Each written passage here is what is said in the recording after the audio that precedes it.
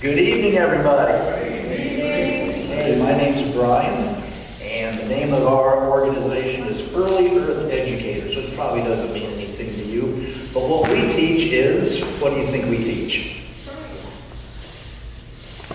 The Bible and science agree. Hey, the person in the back got it right. She gets a wristband. Go ahead. Woo! That's it. All right, I have 3 more of these to give away right now. So I have a couple of questions. Feel free to raise your hand, or even just call out an answer. Who is the oldest man ever to have lived? What's the name of the oldest man ever to have lived? Right there on the praise team, you with the beige shirt. Name of the oldest man who ever lived. Who? Well, Jesus is eternal, so you're technically right. We'll give you that. But I mean, not Jesus. The other man who's lived, what was his name? Well, Jesus is the second person of the Trinity. He is God in the flesh. So yes, you're right, just like she's right. But just not God, just a man. Just a man like me who lived quite a bit older than me. A little bit older. Blue shirt. Abraham was old, but he lived to be 200 something. There is somebody older than him, do you know? Moses is not right, but he lived to be 180 actually. 180? I think that was right. So like, no. 120. He was 120. But black shirt. Noah lived very old. He lived to be 950, but there was somebody older. Gray shirt? Joseph, not that old. Over here. Methuselah. Boom! That was right. But it was more than 950. Who knows the age that Methuselah was when he died? A little bit, just under that. Just a bit over 950. If nobody knows, I'll tell you. 969 years. He lived to be 969 before he died. How can that even be possible? That's crazy, right? Okay, final question here. Who is older? Who do you think has lived more years, Methuselah or me? Methuselah. Good. If anybody said me, I'd be like, oh, I better go to time. No, you're exactly right. What's that? Methuselah, you're exactly right. Well, I'll tell you what, I have more wristbands like this to give away. In fact, I'll give one to everybody at the end of the presentation if you can answer a simple question for me. You're going to know the answer to that question before this presentation is over. So my name is Brian, and I'm going to talk tonight about the topic of evolution. First of all, that's me and my wife. Do you know which one is which? Yes. Can you tell me which one is which? You're on the... Just making sure. Okay, all right. Just making sure your eyes are good. Yeah. I'm not the one on the left. She's the pretty one on the right. You're right. And basically, I'm the guy who studied Bible a lot. I'm the one who went to school. I studied a lot. Took a lot of classes on Bible. Not in public school, obviously, but in college and seminary. My wife studied a lot of science. She took biology, chemistry, all those classes like that. So I'm a Bible nerd. She's a science nerd. And yes, that's what it says right there, right? Bible nerd and science. Is there a little thing on this? I gotta mess it up. But yeah, see, when you study a lot of Bible, you become everybody say Bible nerd. Bible nerd. That's me. When you study a lot of science, you become a what? That's what she is. Okay, so we're a Bible nerd and a science nerd together. See, that's me, and that's her. And together we show people how the Bible and science agree. This right here. And the reason why that's an important topic to me is because I find that a lot of people, sadly, especially a lot of young people, a lot of people, young and old, think that that's not true. They think that somehow science has disproven the Bible, especially stuff in the Bible like we just talked about, like old ages of people, right? 969 years old? Nobody can live to be that old. Science has proven that. People think things like that, so they think science has disproven the Bible, and then they stop believing the Bible, and they stop worshiping God, and it's a terrible thing. So we like to show people that the Bible and science always agree. I'm a Bible nerd, she's a science nerd, we love each other, we're perfectly harmoniously married. Well, I don't know if it's perfect, but we love each other, we have a great marriage, and we think that Bible and science are also harmoniously married, that the two never contradict each other. So, just to give you an example of some things that we both believe. I, the Bible guy, she, the science girl, we both believe that God made everything in 6 days. We don't believe the earth is billions and billions of years old. We don't believe that it came about by a big bang. We believe that God specifically made everything. We also believe the earth is only 6,000 years old. Now, depending on what school you go to, they may have taught you that the earth is how old? Millions and actually billions. So They usually say something like 4.6 billion years old, something like that, right? At least for the universe. And then the universe is like 13 or 14 billion years old. That's what they say. We don't believe that. We study science, and we don't believe science teaches that at all, actually. We think the Earth is actually much, much younger, 6,000 approximately. And here's our topic for tonight. Evolution. We believe that the theory of evolution is unbiblical. That is to say, it's not in the Bible. You probably already knew that because the Bible says that God created everybody, right?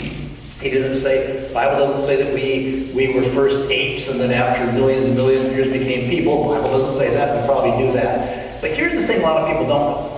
We also believe that that theory of evolution is also unscientific, that it's actually not scientifically provable or even there's not even good evidence for it. We don't think evolution ever actually happened.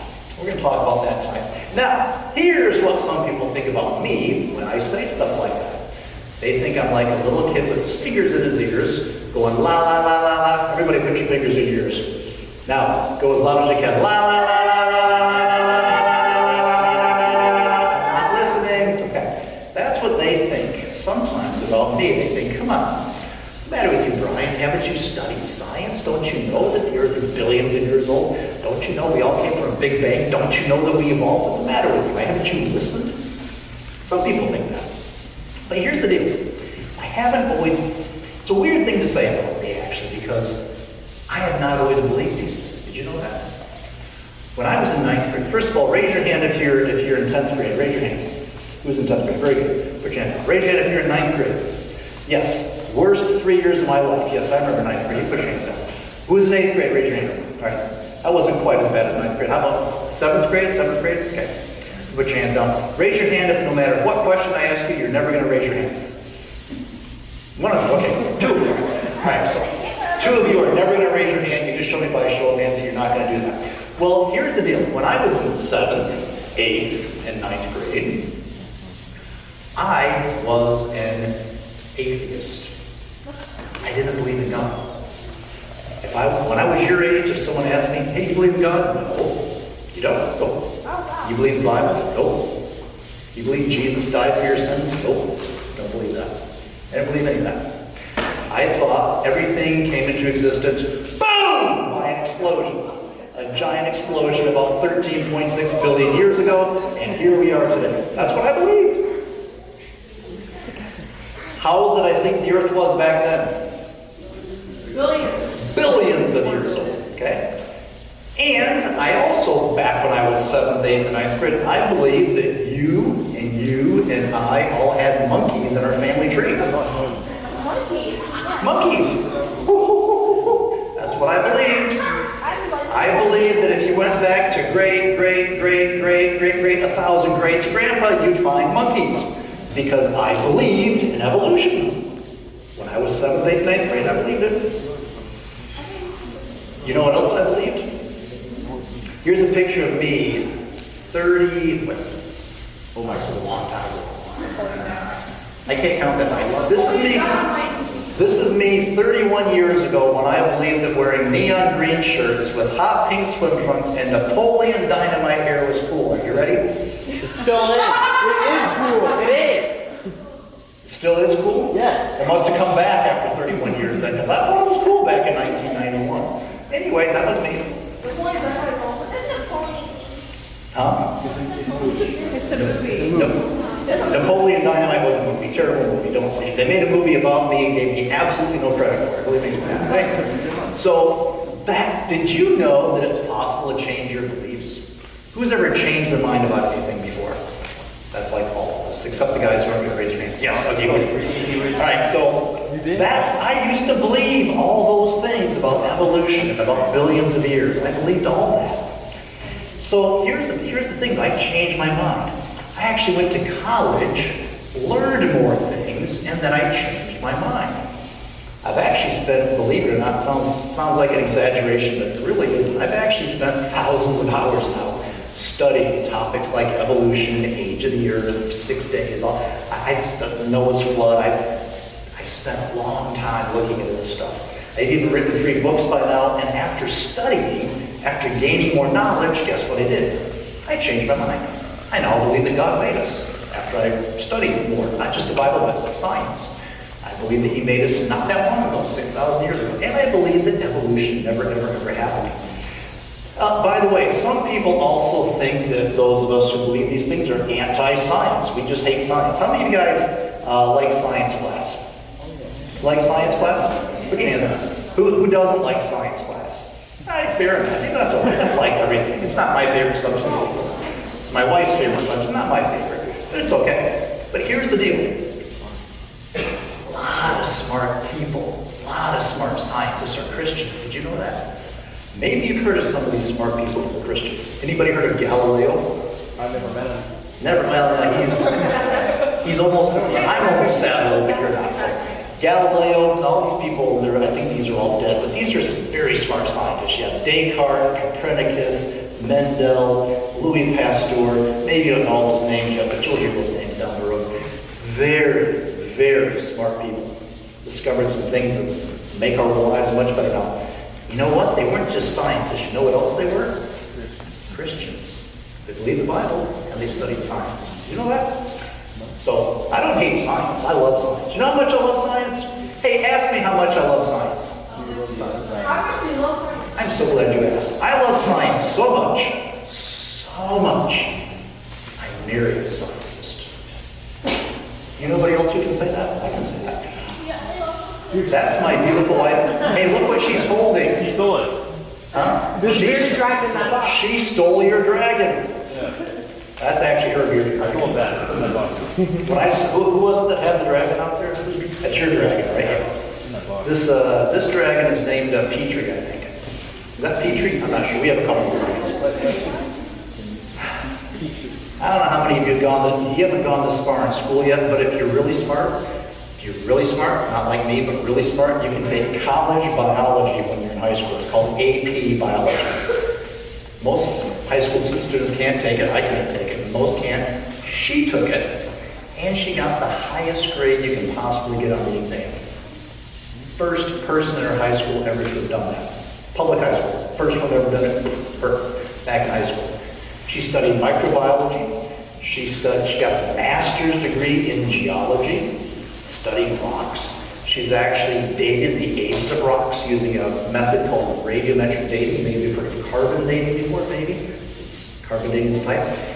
And a lot of people who do that say the Earth is billions of years old. She's actually done that. She doesn't believe the Earth is billions of years old. She's actually done that. You know, what subjects has she taught?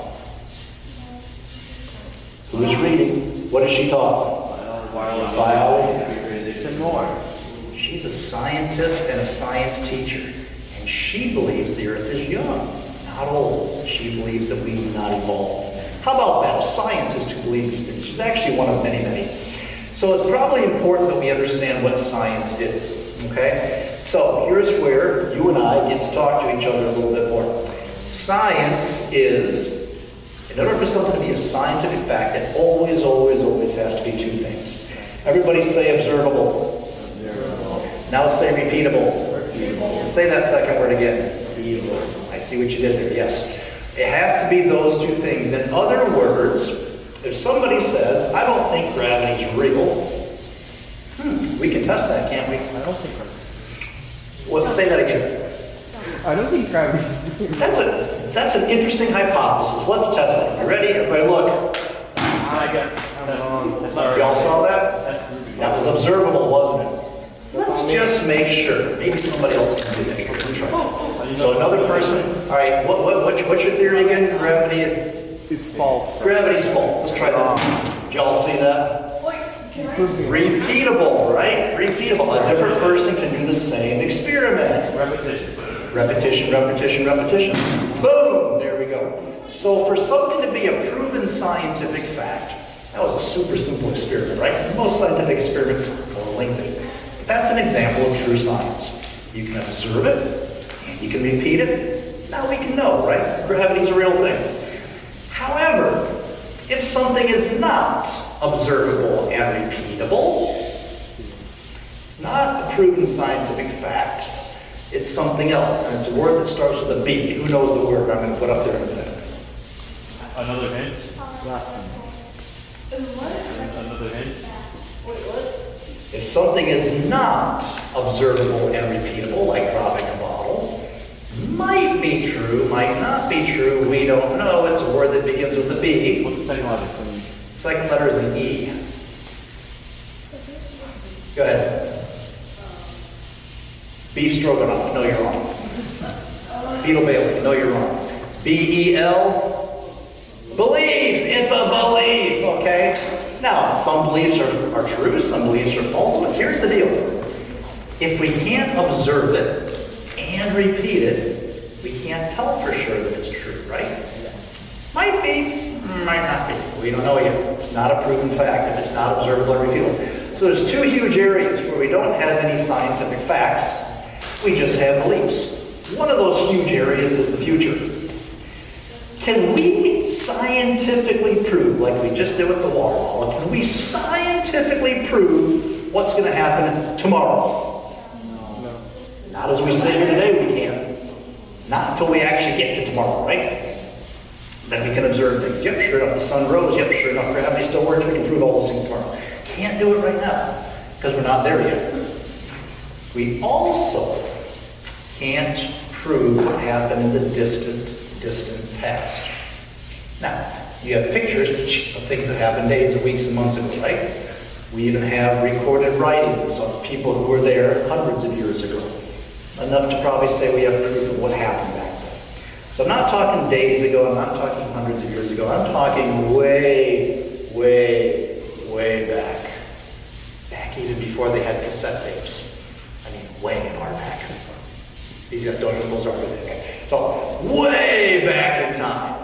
To thousands, or if there was such a thing, millions of years ago. When you go way back, can you observe what happened back then? Can you repeat it? So is it a proven fact or is it a belief? Let's go a little bit further and see if we have it. I think you know what I'm talking about. Let's prove it to me. Here's a cave drawing. What do you think this cave drawing of? Cow. Bull. Cow, bull, buffalo, Unicorn. Bison. my first girlfriend, something like that. No, it's not her. I get the two confused. It's a buffalo. All right, so whatever it's cave drawing of, it's one of those things. My old girlfriend, I forgot. But anyway, how old do you think that is? Throw out a guess. Give me a guess. I'm pretty sure I remember. It's No. If you remember from before, don't say it. All right. Were you here before? Yes. This guy has inside information. He's an inside trader. I'll let you go last, okay? No, don't tell me. Listen, go on by What is it? 10,000 years? You guys are so smart. What? I'd say I like that guess better. He said 30,000. Most audiences that aren't as smart as you will say 30,000 years, 10,000 years, 100,000 years, blah, blah, blah. Million years. Okay, but you guys are too smart. How old is it? It should be 8 now. Yeah, you're exactly right. It's 8 years old. You know why it's 8 years old? Do you know how I know that? Because I grew it. He knew it. I'm the caveman. Oh, Last year it was 7. I drew that. And this guy knows, and a few of you know, you say, yeah, you're so close. You're not even knowing it, you're so close. It's like 8.5 now, maybe. You're pretty close. So, when people see cave drawings on a wall, they always assume what? Cave molds. Huh? Cavemen. Cavemen, right? Big, thick guys with clubs over their backs, leopard skin shirt or something on. And it must be really, really old and drawn by a stupid guy, right? Why do people assume that? Don't you know you can go into a cave today and draw pictures on the wall? I did. It's not a very good picture, but it's my first time ever in a cave wall. Those cave walls are bumpy. Try it sometime. But do you think there might be an evolutionist in that cave right now looking at it like, whoa, look at that cave drawing, Marge. I bet that's 10,000 years old, right? I hope there is somebody doing that right now. So, but just because it's on a cave wall doesn't make it old. You can go in a cave today and draw pictures on the cave wall, right? So, it's a belief, right? The only person who can actually know how old it is the person who drew it, and anybody who was with that person. All right, so I think some of you are tracking. Let's make sure you all are. Question, tell me if this is a fact or a belief. You ready? The last dinosaur died 65 million years ago. Just shout it out. Is that a fact or a belief? Belief. I heard everybody say belief. Because for somebody to, remember, to know something, it has to be what 2 words? Observable and what else? Repeatable, okay? For somebody to have observed the last dinosaur dying, how old would they have to be? 65 million years old, at least. Okay? Nobody saw that happen, right? Therefore, it's not a proven fact. It's a what? A belief. You said it correctly. Now, this guy, speaking of old, this guy is older than all of you, so I don't know if some of you adults may have been around when the first Cosmos show was on by Carl Sagan. Here's what Carl Sagan said. Now, keep in mind, he's a smart guy. He's dead now, but he was a smart guy. Scientist, spit out a lot of correct facts about astronomy. But tell me, this thing he said, if this is a fact or if this is a belief. He said the cosmos, meaning the universe, the physical universe, is all there is. Meaning there's no God, no angels, no heaven, no hell, none of that. Just the universe, just the stars, the planets, that's all there is. The cosmos is all there is, or ever was in the past, or ever will be in the future. What he's saying is there is no God, there's just a physical universe. It's all there's been, it's all there's ever going to be. Is that a fact or a belief? Well, why do you say belief? Because for somebody to actually know that, how old would they have to be? Shout it out. As old as there ever was. Oh, you have to be like... As old as the cosmos. And since he says that's all right, I think he means it's gone back infinitely in time, right? You'd have to be infinite number of years. You'd have to be there at least since the Big Bang, right? That's what he believed. He knows better now, actually. But that's what he believed. That's not a scientific fact. Oh, by the way, to know that that's all that there's ever going to be, you'd also have to step into the future. Can you prove what's going to happen tomorrow? I mean, you can. Can you prove what's going to happen tomorrow as you sit here today? No. And yet that statement, he's saying he knows what's going to exist forever. So you see how even though he was a very, very, very smart scientist, he also had beliefs. Did you know that all scientists have beliefs? Did you know that? All scientists have religious views of one religion or another. All scientists have political views about which candidates are better than others. All scientists have beliefs. It's not just science they think about beliefs, right? Things that they can't prove, just like you and me. So it doesn't matter if they're a scientist or not, they still have beliefs. Ooh, this one's so bad, I don't even want to read it out loud. I'll just let you read it. But here's a modern scientist who says this. Do you know what he's talking about right there? Yeah. He's saying that Jesus died for us. He's saying Jesus did not die for your sins. Did you read that carefully? He believes that billions of years ago, stars went boom! And because stars exploded, the stuff from the stars scattered in the universe formed planets, including this one.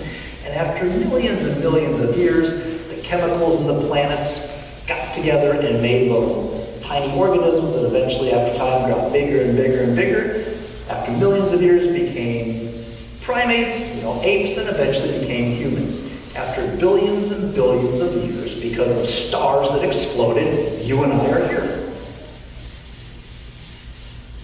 Did he observe that happening? No. Can he repeat the process? No. Okay, so is that a fact or a belief? He's a scientist, he's really smart. Did he observe stars exploding, yes or no? No. Can he repeat? Can he make stars explode right now? Can he repeat it? Yeah. Can he repeat the process of stars exploding like I just repeated dropping a bottle? Yeah. No. He has the power to go out and make stars explode? Dude, I want to hang out with him. He's tough. The answer is no! He can't do that. He can't make stars explode. And he never saw a star explode. So therefore, that's not a proven fact. That's a what? A believe. Okay. That shouldn't have been hard. You know this guy? What's his name? I'll give wristband. Anybody can tell me his name before I say. What's your question first? Will Smith is wrong. His first name is Neil. Neil deGrasse Tyson. Neil deGrasse Tyson. Oops, well, that was really bad. Okay. I'm going to try out for the baseball team next. Okay. Here's what Neil deGrasse Tyson, a very smart scientist, not knocking his science. He knows a lot of things that I don't know. But he said that you, talking about all of you, me, talking about himself, everyone, we're made of what? He believes the same thing last time. He believes stars exploded, made you. Does he know that or does he believe it? He believes it. He didn't see stars explode, did he? He believes it. Here's what else he says. He says, the theory of evolution, which means that you and I came from monkeys, is like the theory of gravity. The theory of evolution, like the theory of gravity, is a scientific fact. Let's try this one more time. You all saw that, right? I think we can prove gravity pretty easily. Jump out a window? No, don't do that. You can prove it easily. Okay, don't do that. Drop a bottle instead. The theory of evolution, like the theory of gravity, is a scientific fact. I would like to test that today, wouldn't you? Let's see if he's right, that the theory of evolution is just as provable as the theory of gravity. Well, as you probably know, many of your biology textbooks, this is a picture of a biology textbook they use here in Citrus County, or have used recently. Most biology textbooks, not the ones here at this school, I don't believe, but most of them teach kids that humans evolved from apes. That way, way back in time, your ancestors, great, great, great, 1,000 greats grandpa was a monkey. That's what most biology textbooks teach. Do you know the name of the man who started that theory? Darwin. Darwin, you're smart. Charles Darwin. He is the author of that famous book that most people just call Origin of Species. The full name of Origin of Species, everybody say after me, the origin of species, by means of natural selection, or the preservation of favored races, in the struggle for life. That man did not know how to give a short title to a book. My books are easy, 2 words, Early Earth. His book's like 25 words long. But he actually believed there was the so-called white race, Caucasian race, was superior to other races. He actually believed that. Most evolutionists don't believe that today, but he didn't. Just point that out. But in that book, he said some things, and most things I disagree with that he said. But here's one thing that Darwin said in one of his books that I agree with. Ready? Here's something that evolution theorist Charles Darwin said that I think is a very, very good point. I'm going to read this. Let's make sure you understand it. He said, by my theory, the theory that we all came from monkeys, that theory, innumerable. That's a huge number. Everybody say innumerable. That number is bigger than a million. That number is bigger than a billion. That number is bigger than a trillion. You know how big innumerable is? It's so big that you can't comprehend it. You can't number it. You cannot count it. That's what it means. Unnumberable. In other words, a huge number of transitional forms must have existed. You know what transitional forms are? You've seen them before, but only in pictures. These are transitional forms. Well, all but 2 of them. The monkey on the far left, you've all seen charts like this before, right? Raise your hand if you've seen an evolutionary chart kind of like this. You've seen it, right? Far left, what do you have? I'm a weird monkey. Full, you have monkey, right? Just like you see in the zoo today. So on the far left, a gibbon or some kind of monkey, just like you would see in the zoo today. What do you have on the far right? Human. Us. Full-fledged man, just like Pastor Cliff. Okay, not as good looking as Pastor Cliff. Was added with, plaster to make it look like what they think it looked like. But they did find some teeth, a jawbone, and most of a skull. Okay?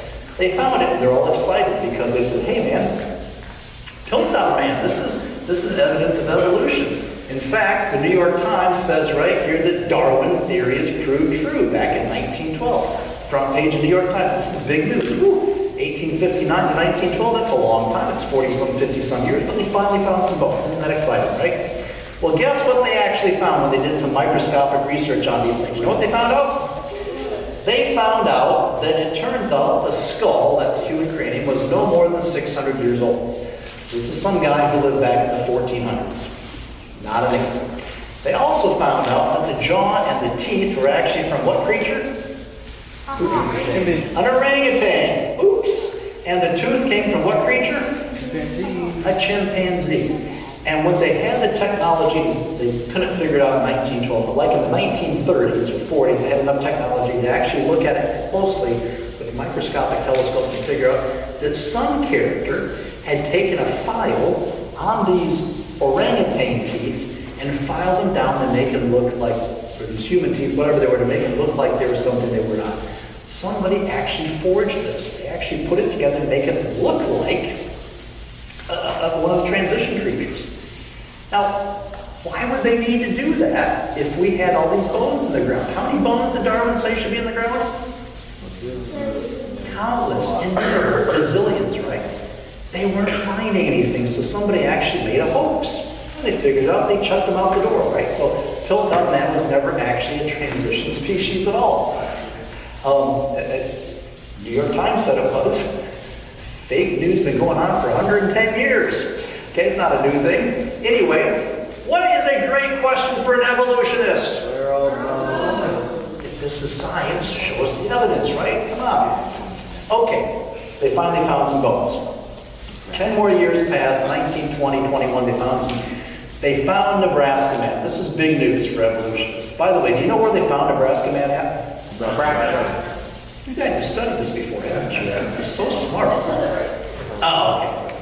Well, anyway, Nebraska man, this was big news, okay? Super big news. They put Nebraska man in textbooks. This is back in the 1920s. If you were in school in the 1920s, 100 years ago, you'd see Nebraska man in the textbooks, right?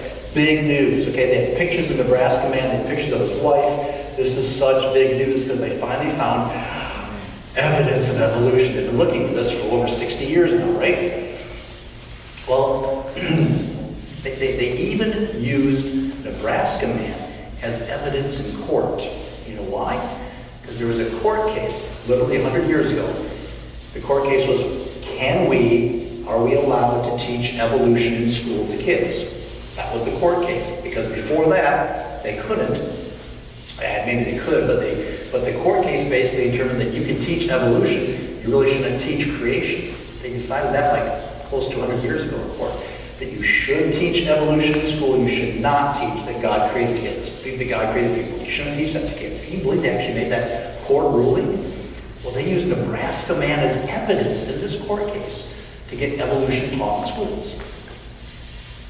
Now, truth is, though, they didn't find a full skeleton of a man.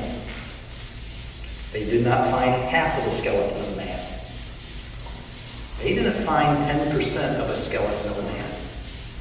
You know how much of a skeleton they found? 1/3. You're really close with those three fingers now. You're even further away now.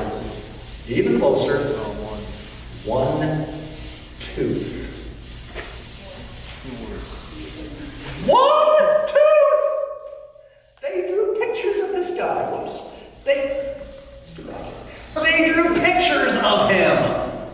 You gotta be a really, really good artist to know what a guy looks like. Hey, if you found one of this guy's teeth laying on the ground, you know what he looked like? You gotta be a really good detective to figure that out. They drew pictures of his wife. You gotta be a fantastic sketch artist to know what a guy's wife looks like just by finding one of his teeth. Hey, whose tooth is that? Oh, I know that. Yeah, I know who he is. I recognize his tooth. It's craziness. They used this as court evidence, and they had nothing but a tooth. So guess what they did? They dug and they found more teeth. And when they found more teeth, you look very excited right now. Are you very excited? Keep watching this. This next part's even better, right? Because do you think Nebraska man's cute? He's about to get better. Because when they studied the teeth, they found like 10 more teeth. When they studied the teeth more closely, they found out that Nebraska man was actually not a man. Nebraska man wasn't a monkey either. And he certainly wasn't a transition species in between the two, because they still haven't found any of those. They found out Nebraska man was actually an extinct He looks even better. So I'll ask you again, do you think he's cute? Yeah. Even better. He's cuter now, isn't he? Than the last picture. Yeah. I can tell. They used that as court evidence, and he was nothing but a pig. Well, you're still here today. He said, well, this is a picture of the modern pig. It's actually an extinct pig, but you get the point. He was not a transition species. 1920s. Darwin back in 1859 said there should be how many transition species going to the ground? 13. How many? 13. 13 was the picture here, but how many did he say there should be? Countless! Gazillions! That's not a real number, but countless! So what's a great question for an evolutionist, everybody? Where are All right. So 115 years passed since Darwin's famous book. They finally found some of these countless numbers of bones. Well, they weren't countless, but they found some bones. A man by the name of Dr. Dalton was found as fossil, and this fossil was called, now if you want to sound really intelligent, say it just like me, with a thick British accent. You ready? All right, say that word in italicized letters. Say after me. Australopithecus. You're sounding very intelligent. Say the next word. Say afarensis. Now in a thick British accent, just like the commentators on TV say, Australopithecus afarensis. Go ahead. You're sounding very intelligent.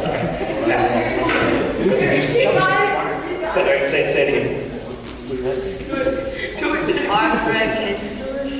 Yeah, you gotta work it. You'll get it. Keep working. All right.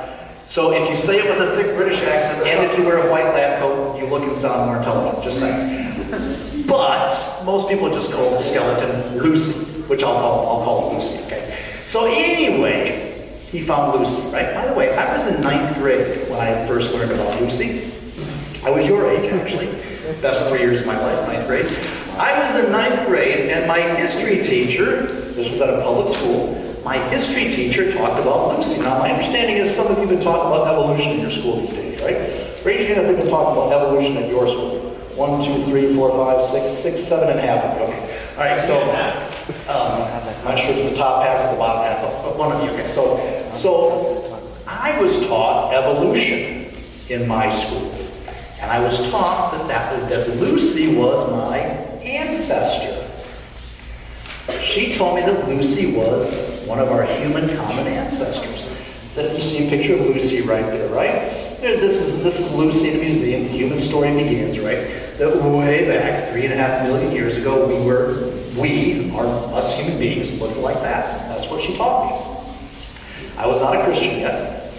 Don't know if my teacher was or not, but she taught me that Lucy was her common ancestor. And I saw pictures of Lucy with very human-looking eyes, right? So this is part ape, part human, right? This is what my teacher taught me. I saw pictures of Lucy with human-looking eyes and a nice smile. Wait a minute, that's my old girlfriend. No, never mind, I keep getting that confused. Wrong picture. No, this is not my girlfriend, this is Lucy, sorry. Okay, so I saw pictures of Lucy. I saw pictures of Lucy in magazines, holding her baby, being very motherly, right? Because she's becoming human, right? She's not just a monkey, she's becoming more human-like. Looking off in the distance, she's thinking about things. So I saw all these pictures of Lucy, right? Heard about Lucy. Lucy's our ancestor. Did you know that there are actually millions and millions and millions of fossils in the world? Did you know that? Yeah. Not just the big dinosaur fossils, those are like the famous ones, but you can go outside, and in the grass out here, if you dig around, you can find fossils actually. Because most fossils are marine, about 95% of them are shells and ferns and fish and vertebrates, that kind of thing. There are millions and millions and millions of fossils in the world. Millions of fossils. But this one was one of the most, what does it say in red? Most important fossils ever discovered. Of all those tens of millions, this one's at the top. This is one of the most important because it's talking about our ancestry, right? So that's what I learned back in school. I learned that Lucy was our ancestor and that this fossil find was so important. And then eventually, I actually got to see Lucy. In fact, I brought her with me today. I don't want to see her. You can already kind of see what she looks like, but would you like to see the real Lucy? No. Sure thing. Well, if you say no, I don't know what we're going to do next. Yes. See, you made it confusing for me now. Let me try this again. Would you like to see Lucy? She's not as scary as she looks, actually. Well, I'm going to show you Lucy because I actually have brought her with. I brought my lunch because I thought I'd be talking for a long time. But, oh, wait a second. That's not my lunch. Oh, my. Oh, dear. That is like appetizing. That was very appetizing. What do you mean? Ha! How about that? It's in the same bag. I'm actually not joking. What you're looking at on that stool is an exact replica, bone for bone, piece for piece, of the entire Lucy skeleton that they found. If that's not exciting enough for you, go to Ethiopia. That's where the real one is. She's in a museum and she looks just like that. All those pictures of the furry creature holding her baby, looking off, all that stuff is actually just from this. Lucy is nothing more than, what does it say? 47 monkey bones. Hold that question till afterward, I'll get to you later. Every single bone they found of that creature that was the most important fossil ever discovered is right here on this chair, and it fits comfortably in your brown paper bag lunch sack. I wouldn't recommend Lucy for lunch, she's very bony, but you could fit her all into your lunch sack. I'm not kidding, you're looking at the whole thing. That is it. Lucy, 47 monkey bones. Now, don't be confused by the colors, because the exact replica I have, this is like a $400 exact replica, so please don't steal any pieces, but I'll let you look at it afterward. The white pieces here are a replica made out of plaster of Paris. The real one is the brown out there, and then the white is what they added to it. That's a really important point. The brown in that picture is what they found. That's science. Therefore, the white stuff they added is not fact, but what? Belief.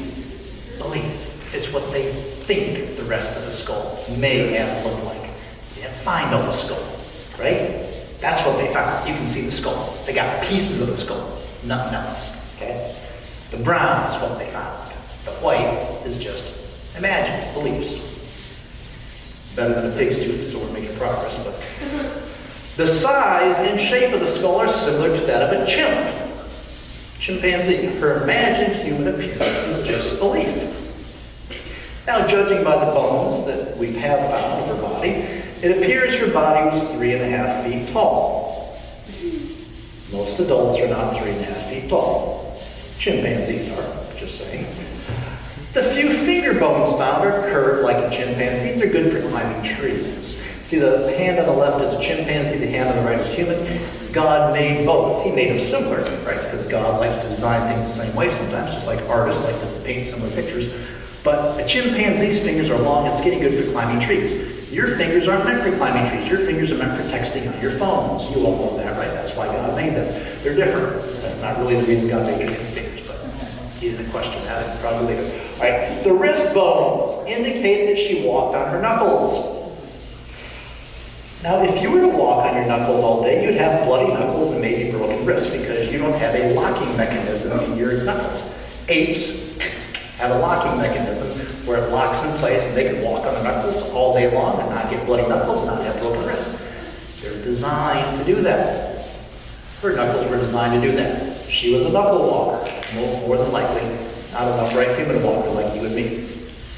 They never found any kneecaps. They never found any feet. I'm sure she had them, but they didn't find them. Therefore, we don't know what they look like. If we don't know what her feet look like, then why would evolutionists draw pictures like this? Because what? Because they maybe thought that she was a transition species, right? But again, there's a difference between fact and what? Belief. Okay? The fact is they never found any feet bones. feet look like?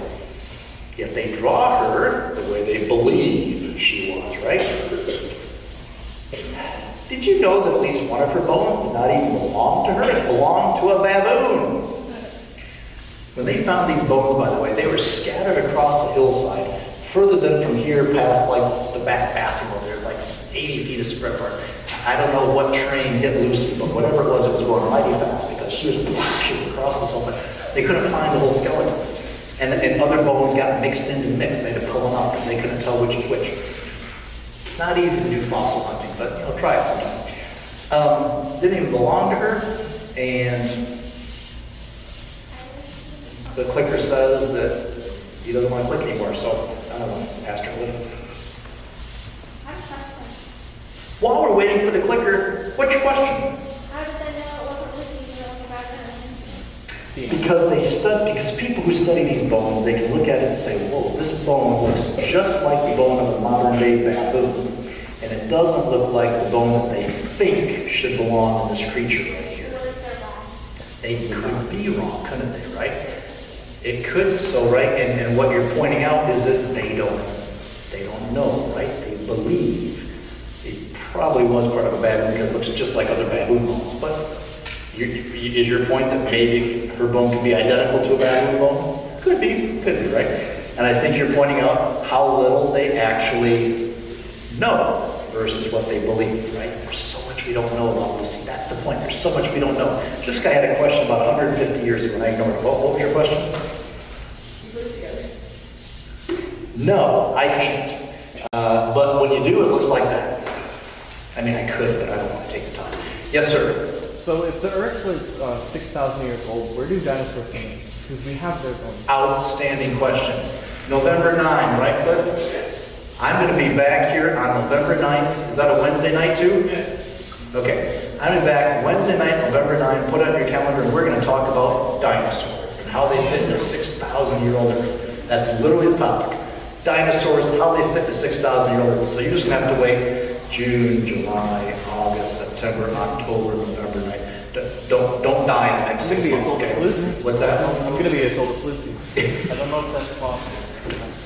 So, Lord willing, if Jesus does not return, and I do, we'll talk about that topic. How dinosaurs fit in a 6,000-year-old Earth. Thank you for that free advertisement right there. All right, so November 9th. All right, now, yeah, I don't know. Okay, so we're stuck right there. If you want to click it forward for me, go ahead. Oh, okay. Hey, of these bones, class, how many skin samples do we have? Zero. How many hair samples do we have? Zero. She must have cut her hair just before she got hit by that train. How many soft tissue samples do we have? Like hearts, lungs? Zero, right? Okay, you see how much, I don't know if this was what you meant to ask, but see how many things we don't know? There's 1,000 things we don't know about this creature. We have less than 40% of the skeleton. Hey, it's better than a pig's tooth, but it's still only 40% of the skeleton. There's far more that we don't know than what we actually do know. Far more. You can come. When we're done with this, I'll bring the skeleton over to my table over there, and you can look at the bones, okay? Don't eat the bones. They're not good for you, but you can look at them. Now, here's the deal. If you ask most 5-year-olds, hey, look at that person you never saw, the 5-year-old, is that a boy or a girl? The 5-year-old is going to know 99% of the time whether it's a boy or a girl, right? This is easy stuff for most people. Most people. They don't even know what gender Lucy was. They call her Lucy, but maybe she was Lucas. Maybe she was Lucifer. We don't know. It's tricky, they say. They can't tell whether it's a boy or a girl. If you can't tell whether or not something is a boy or a girl, how much do you really know about it? None.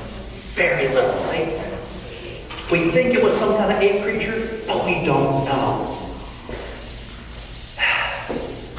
Did you know that the guy who found Lucy, his name was Dr. Donald Johanson, very smart guy. He found Lucy 3 weeks before his funding was about to run out. Just point that out. They wouldn't care about that. But kind of an interesting thing for adults, right? Uh-oh, money's about to run out. I got to find something fast. Dr. Donald Johanson was invited to be the speaker at a place. The It wasn't a church like this. You know where he was invited to speak? The guy who found Lucy? He was invited to speak at a place called the Freedom from Religion Conference. It's an atheist group, okay? They don't like God. They don't like the Bible. They don't like that stuff. They want to prove that God isn't real. That's one of their goals in this Freedom from Religion group. The man who found Lucy doesn't believe in God.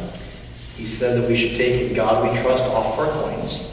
The man who found Lucy put up some cartoons in his presentation that were blasphemous. They're like making fun of God. That prayers go into God's spam mail, so that's why he doesn't answer. Just, stupid stuff like that. It's really offensive, actually. More than stupid.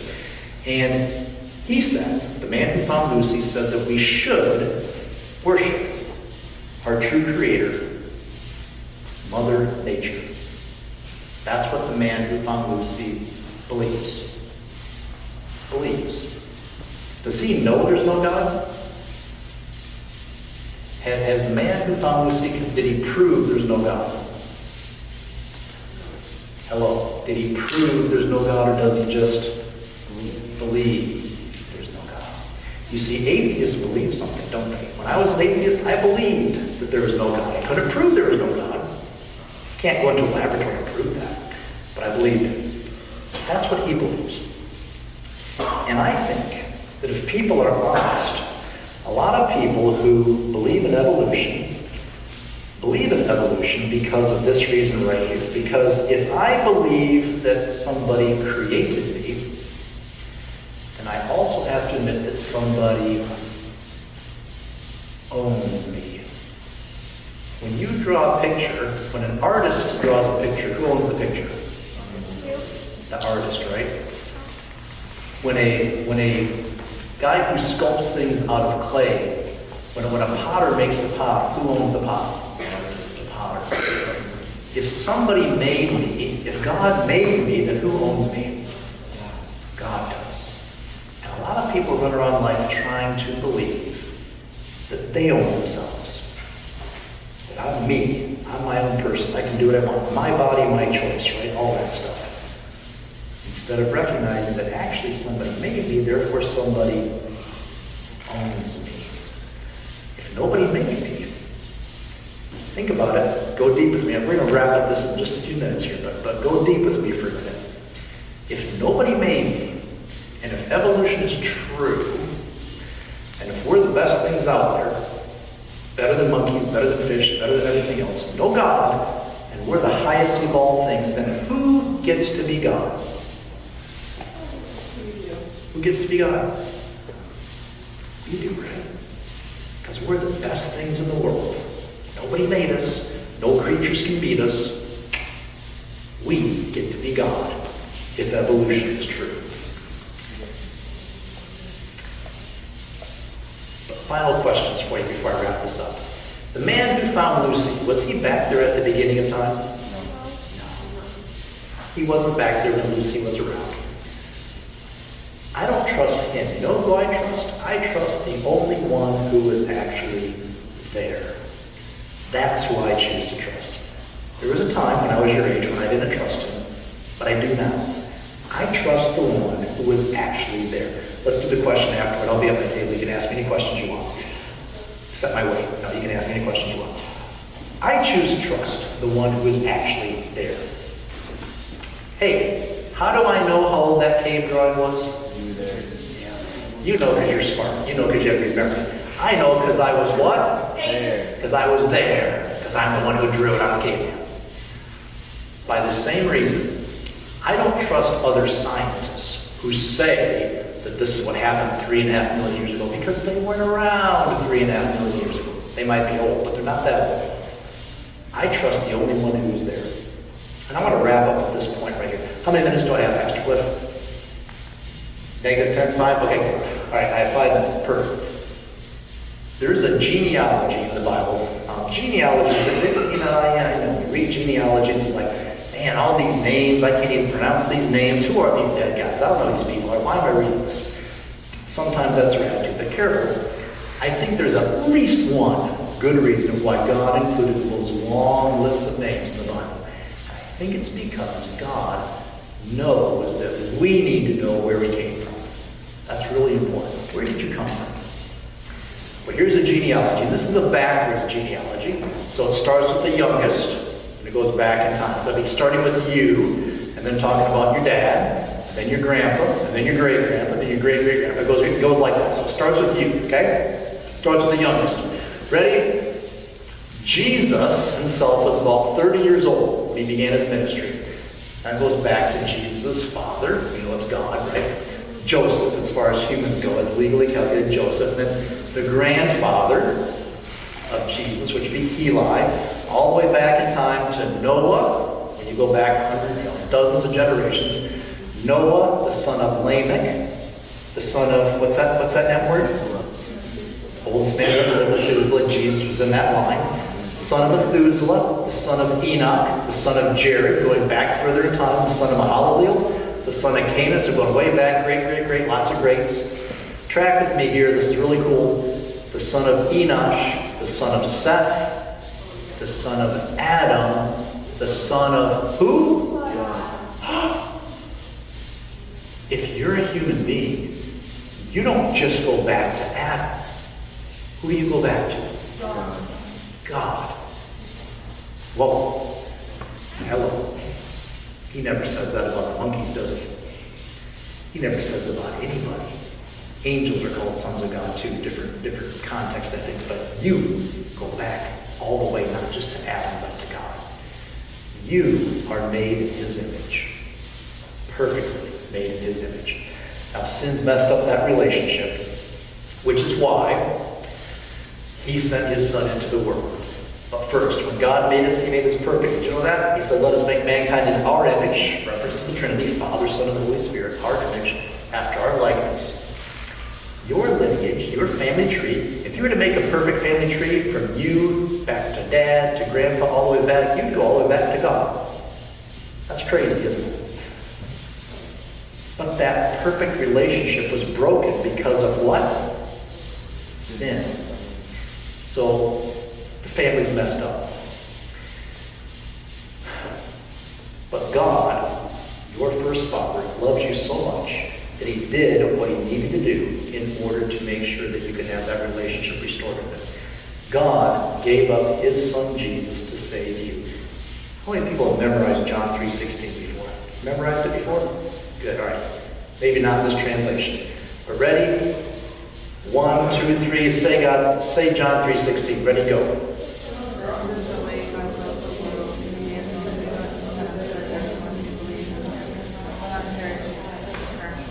That's what he did for you. That's what he did for you because he wants that relationship restored. I think that God includes those genealogies in the Bible because he so badly he knows how badly we need to know where we came from. We're not coming from monkeys. This pile of bones is not your ancestor, folks. Adam is your ancestor, but before Adam, who's your original father? God. That's such an important point. I think that's why he included genealogies. Okay.